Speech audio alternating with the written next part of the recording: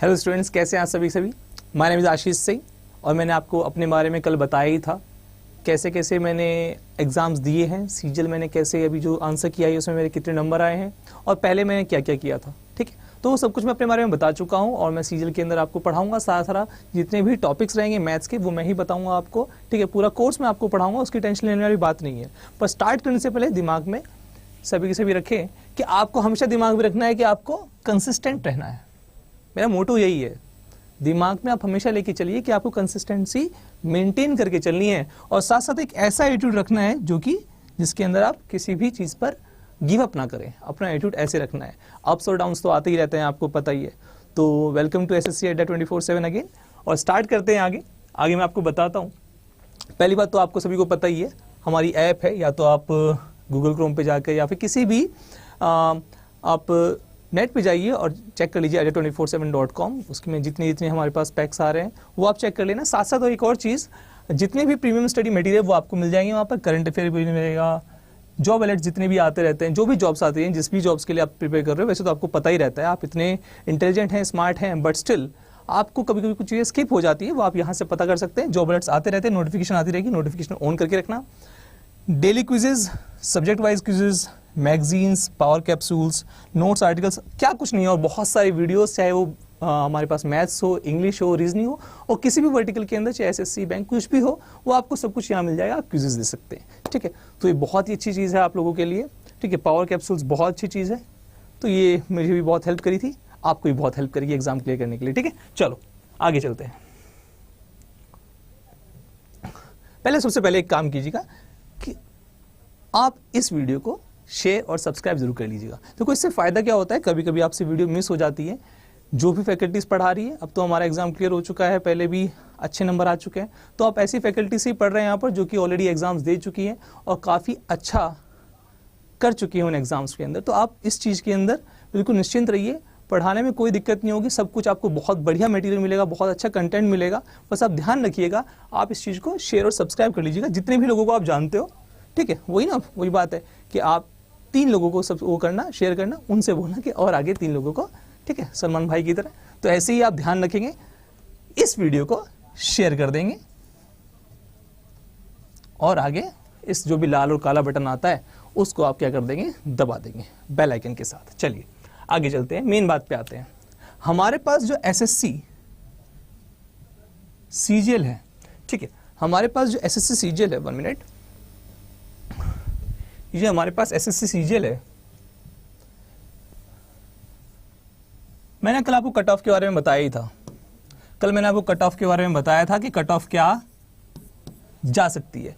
वो देखो, cut off में ऐसे नहीं तुक्के में बता रहा था, बहुत सारे बच्चे जुड़े हुए हैं, लगभग 10-15 हज़ार बच्चों से जो मुझे डेटा मिला है। ठीक है, हमारी टीम को हमें जो डाटा मिला उसके हिसाब से मैंने बताया था। प्लस माइनस तो हो जाता है, +-5 हो जाएगा, उसकी कोई टेंशन वाली बात नहीं है। थोड़ा है कि बिल्कुल हमें पता ही है, ऐसे थोड़ा हम तो इतना डाटा जा सकता है जितना हमें पता लगा है उसके हिसाब से, 275 प्लस माइनस। और ऐसी मैंने आपको ओबीसी का बताया, ऐसी मैंने आपको ईडब्ल्यूएस का बताया, ऐसी में दूसरी जितनी भी कैटेगरीज हैं उनके बारे में मैंने आपको कल ऑलरेडी सब कुछ बता चुका हूँ। अब आते हैं मुद्दे की बात। आपको पता है टेंटेटिव कैलेंडर ऑलरेडी आ चुका था 2023-24 का, ठीक है, जिसके अंदर हमारे पास जो कंबाइंड ग्रेजुएट लेवल 2023 है, देखो अब तक टेंटेटिव डेट आई है। ठीक है, और वो भी वैसे मुझे लगता है कि जैसे सीजीएल जिस रफ्तार से चल रहा है उस रफ्तार के हिसाब से मुझे लगता है कि एग्जाम टाइम पे हो जाएगा। टियर 1 का जो हमारे पास एडवर्टाइजमेंट आया था वो 1 अप्रैल के लिए आया था और डेट जो क्लोजिंग डेट है वो 1 मई है और एग्जाम लगभग जून-जुलाई के अंदर हो जाएगा 2023 के अंदर। ठीक है, तो इस हिसाब से अगर चलेंगे तो एग्जाम हमारे पास ज्यादा दूर नहीं है, बहुत निकट आ चुका है, नियर आ चुका है। तो अगर हमारे पास एग्जाम ज़्यादा दूर नहीं है तो हमें देरी भी नहीं करनी, पर हाँ हमें पता होना चाहिए कि इस एग्जाम में क्या क्या है। ऐसा नहीं कि हमें पता ना हो, तो वही पता करने के लिए हम ये वीडियो बना रहे हैं, आप लोगों तक पहुंचा रहे हैं, इससे कि आप लोगों को इसके बारे में सब कुछ पता लग सके। एक अलग से वीडियो बनाऊंगा जिसके अंदर मैं आपको इसकी पोस्ट के बारे में भी डिफाइन करूंगा। ठीक है, चलो ये तो हमारे पास टेंटेटिव जो हमारे पास कैलेंडर आया था कोई टेंटेटिव है और मुझे लगता है यही होगा। ठीक है, एसएससी टाइम पे चल रही है। ठीक है, तो जैसे कि मेंस बहुत जल्दी हुआ, मुझे लगता है ये टियर 1 भी बहुत जल्दी हो जाएगा 2023 का। देखो सबसे पहले इसके क्वालिफिकेशन से, बेसिकली क्वालिफिकेशन क्या चाहिए, बैचलर डिग्री चाहिए आपको, ठीक है, किसी रिकॉग्नाइज्ड यूनिवर्सिटी से।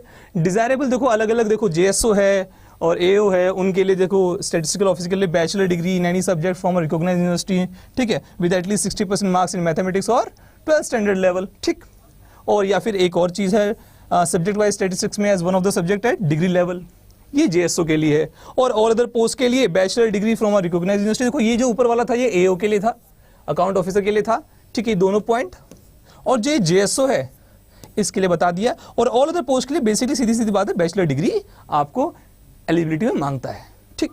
तो आप मोटा मोटा लेके चलिए जेएसओ और एओ को, जो भी बच्चे दे रहे हैं वो तो अब मैं दिखाई दिया है, आराम से इसको पढ़ सकते हैं आप।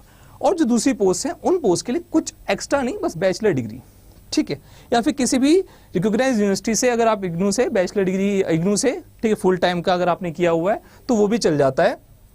देखो the candidates who have appeared in the final years, ठीक है, graduation apply, however they must possess essential qualification on before the cut off, ठीक है। कट ऑफ डेट से पहले अगर आप अपीयरिंग है तो कट ऑफ डेट से पहले आप ध्यान दीजिएगा। जो ये मैं एलिजिबिलिटी बता रहा हूं एजुकेशन क्वालिफिकेशंस की, ये 2022 की है, इस बात को मत भूलिए। और क्योंकि ये 2022 में 2022 और 2023 में कुछ ज्यादा अंतर आएगा नहीं, क्यों नहीं आएगा, ऐसा मान के चल रहे हैं 99.99% में मान के चल रहा हूं कि कुछ भी डिफरेंस नहीं आएगा और आना भी नहीं चाहिए, ठीक है।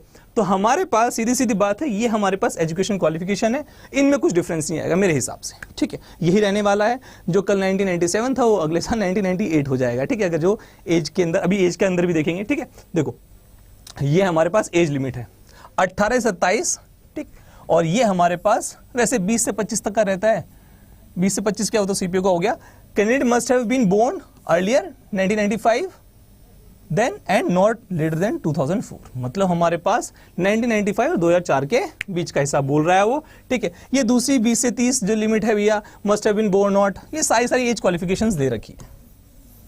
सीधी सीधी बात है, आपने अगर आपने ग्रेजुएशन कर लिया तो आप इतने बड़े हो ही गए हैं कि आप इसको दे सकते हैं। बस एक बार अपनी एज चेक कर लेना, आप सभी के सभी अपनी एज के बारे में आपको पता लग ही जाएगा कैसे कैसे। हाँ ये है बेसिक बात जो रहती है वो आपको SC ST और OBC में आपको एज का रिलैक्सेशन मिल जाता है 2-3 साल का, ठीक है, 5 साल का उसमें मिल जाता होगा SC में। तो और इसके अंदर कुछ एक्स्ट्रा नहीं है, आपको पता ही, अगर आपने ग्रेजुएशन कर रखी है तो बेसिकली आप इसके अंदर एलिजिबिलिटी में आते हैं, ठीक, अगर आपने पास कर रखी है अपनी ग्रेजुएशन।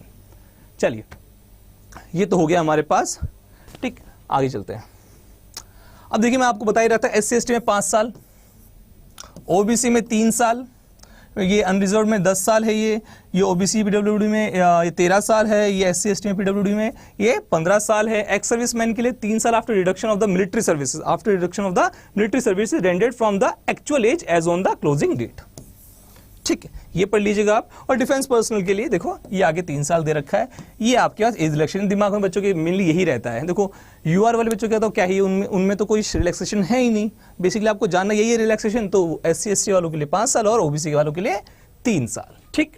चलो आगे देखते हैं, ये आगे और आगे एज रिलैक्सेशन दे रखे हैं, एक बार आप पढ़ लेना, मैंने ऑलरेडी लगा दिया है, आप आराम इसको पढ़ सकते हो। ये सारी एज रिलैक्सेशन है, ठीक है। गवर्नमेंट सिविल एम्प्लॉय, ठीक है, ये सेंट्रल गवर्नमेंट सिविल एम्प्लॉय के लिए, SC ST के लिए, ठीक है, ये नॉर्मल एम्प्लॉय के लिए, विडो और डिवोर्स वुमेन के लिए भी है। देखिए आप ध्यान से देखिए, up to 25 years of age तक दे सकती है विडो और, ठीक है, डिवोर्सी वुमेन। यहाँ देखिए ये SC ST के अंदर है, उसमें कितने साल तक दे सकती है, 40 साल तक जो वुमेन है वो दे सकती हैं अगर वो SC ST है और विडो, ठीक है, डिवोर्सी है, ठीक है। बात समझ में आ गई, उनके लिए भी प्रावधान रखा गया है। और ये सारे डिफेंस पर्सनल, गवर्नमेंट जो सेंट्रल गवर्नमेंट के हैं और SC ST में जो सेंट्रल गवर्नमेंट एम्प्लॉयज आते हैं उनके लिए भी एज दे रखी है। यहाँ पर नॉर्मल लोगों के लिए 40 साल जो सेंट्रल गवर्नमेंट एम्प्लॉय है, और जो SC ST के थ्रू है वो 45 ईयर्स ऑफ एज। क्लियर। चलो ये एज रिलैक्सेशन मैंने आपको बताया, आपको जाना जरूरी है क्योंकि आगे आपकी लाइफ में कभी, क्योंकि यही रहता है नॉर्मली, यही आपका जो इन्होंने परफॉर्मर बना रखा है सीजल के अंदर, यही परफॉर्मर रहता है और 2023 के अंदर भी यही रहने वाला है। ओके चलो आगे चलते हैं। आइए, जो हमारे पास अभी देखो पैटर्न तो चेंज हो चुका है, आप लोगों को पता है पैटर्न चेंज हो चुका है। अब पैटर्न चेंज हो चुका है पर टियर 1 तो सेम रहेगा ना, और टियर 1 जो हमारे पास है वो क्वालिफाइंग है। जो हमारे पास इस बार आया था, जो हमारे पास इस बार आया था सीजल का 2022 का टियर 1, उसके अंदर हमें पता है कि वो क्वालिफाइंग था और उसके अंदर हमारे पास रीजनिंग आई थी 25 क्वेश्चन, हर क्वेश्चन 2 नंबर का। 0.25 की क्या थी हमारे पास, नेगेटिव मार्किंग थी। जनरल अवेयरनेस थी ठीक है, फिजिक्स साइंस जितने भी हमारे पास हैं, ज्योग्राफी, हिस्ट्री, पॉलिटी, वो सब इसके अंदर आ जाएगी। करंट अफेयर, वो सारा 25 क्वेश्चन, हर क्वेश्चन 2 नंबर का। ऐसे ही हमारे पास क्वांट है, ठीक है, आपको पता है अर्थमेटिक एडवांस, क्लियर, तो वो हमारे पास 25 क्वेश्चन, और वो 25 क्वेश्चन हर क्वेश्चन 2 नंबर का। और ऐसे ही हमारे पास इंग्लिश कॉम्प्रिहेंशन, ये भैया, ठीक। चलो, उसने बोला ऑब्जेक्टिव टाइप क्वेश्चंस आएंगे, इंग्लिश हिंदी दोनों में होंगे, ठीक है। नेगेटिव मार्किंग, अच्छा सॉरी 0.50 की नेगेटिव मार्किंग, मेरे मुंह से गलती से 0.25, ये 0.50 की नेगेटिव मार्किंग है, क्लियर, 2 नंबर का क्वेश्चन है, सॉरी। चलो आगे चलते हैं। अब हमारे पास क्या है, जो ये टीयर 2 है भाई लोग, जो ये टीयर 2 है, आपको पता है इस बार टीयर 2 कैसे हुआ है। टीयर 2 का पहला पेपर 1, उसमें जो हमारे पास सेक्शन 1 है, उस सेक्शन 1 में हमारे पास क्या है, मैथ्स है और रीजनिंग है। 30 क्वेश्चन, हर क्वेश्चन 3 नंबर का, हर क्वेश्चन 3 नंबर का, और नेगेटिव में -1, नेगेटिव में -1, क्लियर है, ओके। जो सेक्शन 2 है उसके अंदर हमारे पास इंग्लिश है और हमारे पास जीएस कह लो या जनरल अवेयरनेस कह लो, ये दोनों हैं। इसके 45 क्वेश्चन, इसके हमारे पास कितने क्वेश्चन है, 25 क्वेश्चन, हर क्वेश्चन 3 नंबर का, हर क्वेश्चन 3 नंबर का, और नेगेटिव मार्किंग -1, क्लियर है। तो ये सेक्शन 1, सेक्शन 2। अच्छा, इसके बाद इसके अलावा जैसे ही पहला, जैसे आप पेपर देने जाओगे टीयर 2 का और आपका क्लियर होगा, आप हमारे साथ हो तो आपका क्लियर होना तय है, ठीक है। टीयर 1 आपके क्वालिफाई हो जाए, उसकी टेंशन मत लेना, बस हमारे साथ बने रहना, ठीक है। और इस वीडियो को शेयर, सब्सक्राइब कर देना, लाइक कर देना, ठीक है। कमेंट कर देना कि सर हमें ये भी चीज बता दो, हम उसको भी आगे लेकर आएंगे, ठीक है। इस बात को दिमाग में रखना, जो भी आप डिमांड करेंगे अच्छी लगी, ठीक है, सही होगी और आपके एग्जाम के ओरिएंटेड होगी तो उसको पूरा किया जाएगा, ठीक। तो ये हमारे पास सेक्शन 1 और 2, और इसके अंदर हमारे पास कंप्यूटर, सीपीटी से कंप्यूटर प्रोफिशिएंसी टेस्ट कहते हैं, और साथ साथ डेस्ट का जो एग्जाम होता है, टाइपिंग टेस्ट जो होता है, वो भी होगा। अब ये हुआ कैसे, देखो क्या हुआ कि टीयर 1 में सेक्शन 1 आया और मैथ्स रीजनिंग एक ही उसके अंदर थी, पहले वो दिया, ठीक है। 2 ब्लॉक्स बने थे, मैथ्स का और एक रीजनिंग का, वो दोनों हुए। और फिर जैसे ही घंटा वो स्विच हो गया और दूसरा पेपर आना स्टार्ट हो गया, कौन से वाला, इंग्लिश और जीएस का। फिर इंग्लिश और जीएस का हुआ, फिर जैसे ही इंग्लिश और जीएस का खत्म हुआ, एकदम से किसका स्टार्ट हो गया, कंप्यूटर का स्टार्ट हो गया। फिर कंप्यूटर हुआ, फिर उसका थोड़ा सा रेस्ट दिया गया, और कुछ देर बाद, कुछ 1 घंटे बाद फिर से जाकर हमने टाइपिंग दी और टाइपिंग हुई, ठीक है। तो टाइपिंग है, तो ये तो भैया मैंडेटरी है। अच्छा, चेक कैसे होगा, सीधी सीधी बात है, चेक ऐसे होगा कि पहले आपको मिनिमम नंबर लाने पड़ेंगे 30% और 25% अकॉर्डिंग टू योर कैटेगरी, ठीक है। हर सेक्शन, ये पूरा सेक्शन के अंदर, सेक्शन 1 में और सेक्शन 2 में। और ऐसे 18 नंबर यूआर के लिए कंप्यूटर के अंदर भी क्या था, कंप्यूटर के 20 क्वेश्चन आते हैं, उसके अंदर 60 का पेपर हो गया, हर क्वेश्चन 3 नंबर का। तो उसके अंदर भी हमारे पास कम से कम मिनिमम यूआर कैटेगरी में 18 नंबर तो लाने ही लाने थे, ठीक है। कैसे होगा, पहले ये आप क्लियर करना पड़ेगा, 30% तो मिनिमम लाने ही पड़ेंगे। जब इसके अंदर 30% लेके आएंगे तो आपका सीपीटी चेक होगा, मतलब कंप्यूटर चेक होगा, और उसमें भी क्वालिफाई किया तो देखो डेस्ट, कुछ जॉब सीपीटी की होती है, कुछ जॉब्स आपकी टाइपिंग की होती है। उन पोस्ट के बारे में भी बात करेंगे अलग से एक वीडियो में, ठीक। चलो आगे चलते हैं। हाँ, पेपर 2 हुआ, वो स्टेटिस्टिक्स का था। इस बार जो हुआ है पेपर, वो 4 तारीख को हुआ है, ठीक है। 100 क्वेश्चन होते हैं, ठीक। हर क्वेश्चन 2 नंबर का होता है, 2 घंटे का पेपर होता है। ये जैसे पेपर 3 हो गया जनरल साइंस, ठीक है, ये 100 क्वेश्चन होते हैं, ये 200, ठीक। 40 क्वेश्चन फिनेंस और इकोनॉमिक्स, 60 क्वेश्चन ऐसे रहते हैं, ठीक भैया। अच्छा, हाँ, ये डिपेंड करता है सीजल के ऊपर कि वो एग्जाम्स अलग अलग शिफ्ट्स में ले ले या अलग अलग डेज में ले ले। तो मैं ये बिल्कुल नहीं कहूंगा कि जैसे इस बार हुआ वैसे ही अगली बार भी होगा। हाँ, पैटर्न यही रहेगा, वो शिफ्ट्स अलग अलग कर सकता है, क्या पता एक ही दिन में सब कुछ करा दे, या फिर वो अलग अलग दिन रख सकता है। जैसे कि इस बार क्या किया, फिनेंस और इकोनॉमिक्स के लिए 4 तारीख रख दी, ठीक है। और वैसे नॉर्मल जो एग्जाम है वो 2, 3, 5, 6, 7, जो भी मतलब 2, 3, 6, 7 को हुआ है, तो वो अलग अलग एग्जाम हो गए, ठीक। तो ये हमारे पास पेपर 2 का जेएसओ का पेपर है ये, ठीक। टीयर 1 के अंदर जो भी इसकी एक कट ऑफ क्लियर करनी पड़ेगी। टीयर 1 के कुछ बच्चे कट ऑफ क्लियर कर जाते हैं, कुछ बच्चे सिर्फ अदर पोस्ट क्लियर रह जाते हैं, और कुछ बच्चे जो कट ऑफ क्लियर कर जाते हैं वही पेपर 2 और पेपर 3 दे सकते हैं, ठीक है। जो जेएसओ ऑप्ट करेंगे वही जेएसओ दे सकते हैं। जेएसओ वो नहीं देंगे, अब ये मत सोचना कि जेएसओ सर हमारा तो नंबर ही नहीं आया। जेएसओ ऑप्ट करना पड़ता है, तब जाके आप, मतलब आपको फॉर्म में लिखा होता है कि जेएसओ यस और नो, तो आपको वो यस करना पड़ता है, तब जाके आपका जेएसओ का पेपर होता है, ठीक। पेपर 3 ये हमारे पास एओ के लिए है, ये आपका हुआ था इस बार 4 तारीख को। चलिए आगे चलते हैं। अच्छा, सेक्शन 1 जो हमारे पास है मैंने आपको बता ही दिया है कि मैथ्स है, उसके अंदर रीजनिंग है। सेक्शन 2 के अंदर इंग्लिश है और जनरल अवेयरनेस है, कंप्यूटर है और ये डेटा एंट्री टेस्ट है, स्पीड टेस्ट है। ये मैं ऑलरेडी आपको बता चुका हूँ, ये सब कुछ मैं अभी आपके साथ डिस्कस किया है। ये पूरा उसके बारे में दे रखा है जो मैंने आपके साथ अभी भी डिस्कस किया है, बिल्कुल वही चीज़ है, कुछ डिफरेंट नहीं है। ठीक, चलो ये टीयर 2 का है। अब ये टीयर 1 में आपका जो सिलेबस है कुछ भी डिफरेंट नहीं है। रीजनिंग जो आज तक आती आई है वही आ रही है, वही वाटर इमेज, वही मिरर इमेज, वही आपके पास डिकोडिंग और कोडिंग डिकोडिंग। हाँ, एक चीज़ ऐड हुई है जो वैसे तो देते ही थे इसके अंदर, ऑलरेडी सिलेबस के अंदर तो था ही, बट उसको अब तक एग्जाम में दे नहीं रहे थे। वो क्या है? स्टेटमेंट और अजम्पशन, जो कि आपके स्टेटमेंट्स आती हैं, आपको फिर बताना होता है कि ये सफिशिएंट है कि नहीं है। इफेक्ट्स एंड कॉजेज आते हैं, स्टेटमेंट इन्फ्लुएंसेस आते हैं कि आप इस स्टेटमेंट से क्या समझे, वो आपको ऑप्शन में दिया होता है। फर्स्ट एंड 2 सही है, फर्स्ट एंड 3 सही है, ऐसे करके आपको दिया गया था। बहुत सही था ये, एक तरह से बैंक का पैटर्न ही था। तो कुछ बच्चे जो बैंक की तैयारी कर रहे हैं वो भी इस एग्जाम को ठीक है टारगेट कर सकते हैं। तो ये पूरा आपका रीजनिंग का था। और जनरल अवेयरनेस वही आपका पूरा करंट अफेयर, आपका पॉलिटी, ज्योग्राफी, हिस्ट्री, ठीक, और ये जो भी आपका साइंस है, फिजिक्स, केमिस्ट्री और आपका बायोलॉजी, ये सारा का सारा, जैसे बायोलॉजी में जूलॉजी और बॉटनी है, ठीक है, तो वो सारा का सारा आया हुआ था करंट अफेयर। जैसे कि इस बार क्या हुआ था कि करंट अफेयर पिछले 1 साल तक करके गए थे, पर 2021 का करंट अफेयर आ गया। तो मेरा मानना है करंट अफेयर आप अभी से पढ़ते रहिए। जो सर लोग पढ़ा रहे हैं सुबह 7 और 8 बजे आते हैं आपको हमारे चैनल पे, तो वो आप वीडियो जरूर देखिएगा, ठीक है। उससे कि आपको एक कॉन्फिडेंस मिलता है। और एक साथ पढ़ने की कोशिश ना करिएगा, डेली। मैं तभी तो कहा कंसिस्टेंसी मैटर्स, ओके। और आपका एग्जाम आराम से क्लियर हो जाएगा, ठीक। मेरा वो आप लोगों का भी हो जाएगा। चलिए, वही ये क्वांट है, पूरा क्वांट, जैसे कि आपके पास परसेंटेज है, प्रॉफिट लॉस है, ये सारा देखो, मैं आपको दिखा देता हूँ। एवरेज है, इंटरेस्ट है, प्रॉफिट लॉस है, डिस्काउंट है, स्क्वायर रूट्स, रेशियो, प्रोपोर्शन, ठीक है, परसेंटेज, ट्राइंगल है, बहुत सारे और देखो, ज्योमेट्री है, ट्रिग्नोमेट्री है, हाइट एंड डिस्टेंस है, अलजेब्रा है, कोऑर्डिनेट ज्योमेट्री है। ये सारे चैप्टर्स मैं ऑलरेडी अभी मैं इंट्रोडक्शन वीडियो बनाऊंगा, उसके अंदर भी आपको बताऊंगा। ये सारे टॉपिक्स हैं, ठीक, एक अर्थमेटिक और एक एडवांस, ठीक। अच्छा, इंग्लिश कॉम्प्रिहेंशन, वो डायरेक्ट इनडायरेक्ट आते हैं, नरेशन आता है आपके पास, क्लॉज टेस्ट आता है आपके पास, पैराग्राफ रीडिंग कॉम्प्रिहेंशन आता है, ठीक है, सिनोनिम एंटोनिम आते हैं। बहुत सिंपल आए थे इस बार तो। नार्सिसिस्ट का एक नार्सिसिस्ट हाँ करके पूछा गया था, वो आया था एक, तो बहुत ही सिंपल आया। बस आप डेली पढ़ते रहिए, आपको यहाँ पर चैनल पे पढ़ाते ही है। चलिए आगे, ये आपका टीयर 2 का जो मैंने आपको बताया था कि आपका पूरा सिलेबस है, पूरा सिलेबस दे रखा है कि नंबर सिस्टम, ज्योमेट्री, ये सब कुछ आपको बता रखा है। कुछ भी डिफरेंट नहीं है टीयर 1 और टीयर 2 के अंदर। मैथ्स बिल्कुल सेम है, रीजनिंग बिल्कुल सेम है, ठीक है।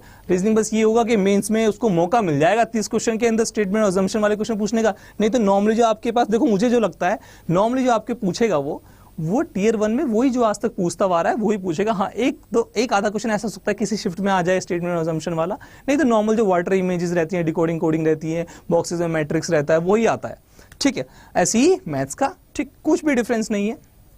ये थोड़ा नजर का डिफरेंस हो जाता है कि सर वो तो मेंस है, पर इस बार देख लो आपको मेंस कैसा गया, वो भी डिस्कस करेंगे, ठीक। चलो, यही आपका रीजनिंग आ गया, ये आपका इंग्लिश हो गया, इंग्लिश कॉम्प्रिहेंशन। चलो, ये जनरल अवेयरनेस हो गया, बिल्कुल सेम, बिल्कुल सब कुछ। और ये मैं आपको बताया था, हाँ ध्यान रखना, ये चीज बताने वाली है और ये बताऊंगा अभी मैं। सीपीटी जो कंप्यूटर प्रोफिशिएंसी टेस्ट है आपका, उसमें कंप्यूटर के बेसिक्स आते हैं। ये आपको बताइए, सीपीयू के बारे में बताना है आपको, इनपुट आउटपुट डिवाइसेस जो रहती हैं, ठीक है, जैसे कीबोर्ड है, माउस है, ये इनपुट डिवाइसेस हैं। आउटपुट डिवाइसेस जैसे कि आपको पता ही है, मॉनिटर पे आपको सब कुछ दिखता है, तो आउटपुट डिवाइस, प्रिंटर जो होता है वो आउटपुट डिवाइस है, स्कैनर जो होता है, ठीक है, स्कैनर में से इनपुट भी डालते हैं, आउटपुट भी होता है, ठीक। चलो, ये आपको पोर्ट्स के बारे में बताना है, बैकअप डिवाइसेस, विंडो एक्सप्लोरर, ठीक है, आपको कीबोर्ड शॉर्टकट्स जो होते हैं, कंट्रोल के से क्या होता है, कंट्रोल एफ से क्या होता है, कंट्रोल वी से क्या होता है, कंट्रोल यू से क्या होता है, ठीक है, ऑल्ट F4 क्या होता है, ये सारी चीजें आपको पता होनी चाहिए। इस बार भी आई, ठीक है। जैसे हाइपरलिंक अगर क्रिएट करना हो तो कंट्रोल के, ये 2 मार्च के क्वेश्चन मेरी शिफ्ट में क्वेश्चन था, ठीक है। चलो, ये सॉफ्टवेयर के बारे में आपको पता होना चाहिए। ये आपका पूरा सिलेबस है वर्किंग विद, क्योंकि सिलेबस चेंज नहीं होगा 2023 के लिए, यार पैटर्न चेंज हो चुका है, हर साल थोड़ा ना पैटर्न चेंज करेंगे, ठीक। हाँ, मतलब अगर तुम सोचोगे सर आपको कैसे पता, भैया फिर तो बिल्कुल ही मतलब हर साल ही चेंज होने वाली बात हो गई है, हर साल तो चेंज होगा नहीं, ठीक है। तो दिमाग में ये रखना, चेंज नहीं होगा, बिल्कुल यही रहेगा जो 2022 का था। चलो, ठीक, ये आपका स्टैटिस्टिक्स के बारे में है, जो जेएसओ का पेपर भी है, और इस बार ऐड भी किया गया है मैथमेटिक्स के अंदर, स्टैटिस्टिक्स ऐड किया गया, ये अलग स्टैटिस्टिक है। जो मैथ्स में ऐड किया गया है वो स्टैटिस्टिक्स ऐड किया गया है, mean, mode, median, standard deviation, ठीक है, वेरिएंस, वो मैं पढ़ाऊंगा आप लोगों को, और प्रोबेबिलिटी, वो भी उसका भी एक क्वेश्चन प्रोबेबिलिटी का है, और एक क्वेश्चन आपके पास जो इस बार मेंस में आया है वो किसका आया है, मीन, मोड, मीडियन की तरफ से आया है, ठीक है, एक डेटा के थ्रू उसमें पूछा गया है। तो हर एग्जाम में, हर शिफ्ट के अंदर आया, जितनी शिफ्ट हुई है मेंस में, एक क्वेश्चन प्रोबेबिलिटी का, एक क्वेश्चन आपके पास स्टैटिस्टिक्स का, तो वो हम पढ़ेंगे, ठीक है, ये चीज ऐड हुई है तो इसको बिल्कुल आराम से तसल्ली से पढ़ेंगे। चलो, हाँ, ये इंपॉर्टेंट है, जो 2022 की टीयर 1 की कट ऑफ है, टीयर 1 की जो पहला पेपर हुआ था, क्योंकि देखो 2023 का तो टीयर 1 की, अभी तो मेंस होने दे डायरेक्टली, पहले टीयर 1 तो दोगे ना, तो उसकी कट ऑफ जो आपकी अभी पिछली 2022 की थी वो आपको पता होना जरूरी है, ठीक है। मैं वैकेंसी मैं बता रहा हूं आपको, कट ऑफ के अलावा वैकेंसी मैं मानता हूं कि जितनी वैकेंसी इस बार थी, देखो ज्यादा तो रहेंगी, ये बात तो है। अभी कई सारे ऐसे हैं जो फ्रेंड्स मेरे जो जॉब कर रहे हैं वो बता रहे हैं इसमें इतनी इतनी वैकेंसीज हैं, आता है, मतलब परफॉर्मा होता है उनके पास, एक थोड़ा बहुत आइडिया रहता है लोगों को, तो मुझे लगता है कि वैकेंसीज तो इस बार ज्यादा रहेंगी, बट जितनी 2022 में थी उतनी नहीं रहेंगी, ठीक है। लगभग जैसे कि इसमें 37,409 या 36,409 जैसे इतनी वैकेंसीज थी, ठीक है, 35,000 प्लस वैकेंसीज थी, ठीक, इतनी वैकेंसीज तो नहीं होगी, बट हाँ मेरे हिसाब से, और मैं तुक्का नहीं मार रहा हूँ, आप देख लेना, ठीक है, ऐसे इसलिए कह पा रहा हूं मैं कि इतनी सारी मैंने प्लस करके देख लिया है, जितने भी स्टूडेंट्स हैं जहां जहां जॉब कर रहे हैं, उनसे पूछा कि आपके यहाँ कितनी वैकेंसी है, हो सकता है क्या आपके पास कोई डाटा है क्या, या देखो हर क्या होता है, हर डिपार्टमेंट अपने डिपार्टमेंट से भेजता है कि हमारे यहाँ देखो एसएससी पूछता है कि आपके पास क्या कोई वैकेंसी है क्या नहीं है, तो वहां से एक डाटा भेजा जाता है, तो जो डाटा भेजता है एसएससी, क्या नाम, जो डिपार्टमेंट है, वहां से एसएससी को पता लगता है अच्छा इतनी वैकेंसीज हैं, तो पहले तो डिपार्टमेंट भेजेगा ना, तो जो डिपार्टमेंट भेजेगा उस डिपार्टमेंट में अगर कोई आपको पता है कि आपके स्टूडेंट जॉब कर रहे हैं तो बता देता है कि सर हमारे यहाँ कोई वैकेंसी नहीं है, ठीक है। तो लगभग मुझे ऐड करके लगता है वो 22,000 प्लस तो जाएगी वैकेंसीज, ठीक है। आगे देखते हैं क्या रहेगा, ये वेक डेटा है, 20,000 तो लेगी जरूर, 20,000 प्लस तो जाएंगी ज्यादा ही रहेंगी, ऐसे नहीं 7,000 जैसे आती थी वैसे नहीं रहेंगी, जैसे कि सीपीओ के अंदर भी वैकेंसीज बड़ी थी, ठीक है, 4,000 समथिंग वैकेंसी लड़कों की थी, 281 गर्ल्स की थी, फीमेल की थी, ऐसे ही यहाँ भी वैकेंसीज बढ़ेंगी, क्योंकि अभी अब देख भी लो 2024 तक, अभी 2024 से पहले ही हो जाएगा, तो वैकेंसीज पक्का, इसकी टेंशन मत लेना, वैकेंसी ज्यादा रहेंगे। हाँ, कट ऑफ पे आते हैं, कट ऑफ आपके पास एससी की देखो 89 रही, ठीक है, कितने कैंडिडेट थे, एसटी की कितनी रही, 77 रही है, मैं 2022 की बता रहा हूँ, ठीक है। तो इससे आप आइडिया लगा सकते हो कि आपको कितना तो लेके आना है, वैसे तो आप तो इससे ज्यादा लेके आएंगे, आप हमारे साथ जुड़े रहेंगे तो आप इससे ज्यादा ही लेके आएंगे। ओबीसी की कमाल की बात है, ओबीसी और आपके पास जो यूआर है, अगर आप आंख खोल के देखें तो दोनों की जो आपके पास कट ऑफ है, दोनों की कट ऑफ क्या है, सेम है, दोनों की कट ऑफ सेम है, ठीक है। अच्छा, ईडब्ल्यूएस की देखो कट ऑफ कम रही है, ओबीसी मैंने वाली बात कल भी बताई थी वीडियो के अंदर लाइव में, कि दोनों जो हमारे पास है ओबीसी और यूआर, ये तो आसपास ही जाएंगे, पर ईडब्ल्यूएस से थोड़ा सा नीचे जाएगा, और वही हुआ देखो टीयर 1 में भी वही हो रखा है, ठीक है। हाँ चलो, इनकी कितनी गई है, एसएम की 40 गई है, ओएच की 70 गई है, ये सारे आपके विजुअली हैंडीकैप, ठीक है, फिजिकली हैंडीकैप, ये सब की इतनी कट ऑफ्स गई हुई है, क्लियर। ये मैंने आपको सारा बता दिया है सीजल के रिगार्डिंग, दिमाग में रखना। मैंने वैकेंसीज के बराबर मैं आपको वेक आइडिया दिया है कि इतना हो जाएगा और लगभग इतना ही जाएगा, ठीक है, क्योंकि देखो बिल्कुल परफेक्ट तो कह नहीं सकते, हम एक एस्टिमेट वैल्यू ही बता सकते हैं कि हाँ इतना हो सकता है। जैसे कि इस बार मुझे लग रहा था कि हाँ इस बार वैकेंसीज 20,000 प्लस आएंगी 2022 में, बट वो प्लस चली गई है। वो देखो आप खुद बताओ, पहले 20,000 वैकेंसी प्लस निकाली 2022 ने, और 2022 में एसएससी ने, उसके बाद में पता लगा अरे वैकेंसीज तो 30 से ऊपर भी हैं, फिर पता लगा कि ये तो 35 प्लस हो गई, 35,000 प्लस हो गई है। तो एसएससी के बारे में कुछ कह नहीं सकते, हाँ इतना पता है कि वैकेंसीज इस बार भी ज्यादा आएंगे। कट ऑफ मैंने आपको बता दी है, क्या क्या एलिजिबिलिटी होती है वो मैंने आपको बता दिया है, एज रिलैक्सेशन क्या होगा वो बता दिया है, डेट क्या रहेगी, किस डेट से एग्जाम होगा, हो सकता है 1 अप्रैल टू जो 1 मई इन्होंने डेट दे रखी है उसमें आपको फॉर्म भरना है और आगे जून जुलाई में आपका एग्जाम हो जाना है। लगभग जुलाई के फर्स्ट वीक में आपका शायद एग्जाम होना स्टार्ट हो जाए, ठीक है, ऐसा लगता है। जैसे कि इस बार लगा मुझे कि, और सबको ही लगा, मुझे अकेले को नहीं लगा, कि मार्च के स्टार्टिंग में हो जाएगा, ठीक है, और मार्च के स्टार्टिंग के में हो गया मेंस का एग्जाम, ठीक। तो दिमाग में रखना, ये सारा डेटा मैंने आपको बताया, होपफुली ये आपकी हेल्प करेगा आगे प्रोसीड करने में एग्जाम की तैयारी के लिए, ठीक है। तो आप पहले एक काम कर लीजिएगा, शेयर और सब्सक्राइब जरूर कर दीजिएगा चैनल को, और ऐसे ही आप जुड़े रहिए। मैं आपको जितना भी जानकारी होगी सीजल के रिगार्डिंग मैं सब दूंगा, पोस्ट के बारे में बताऊंगा आगे आने वाली जितनी भी हैं पोस्ट जो इस बार है, क्लियर है। तो बने रहिए हमारे साथ, तब तक के लिए धन्यवाद, टेक केयर, जय हिंद।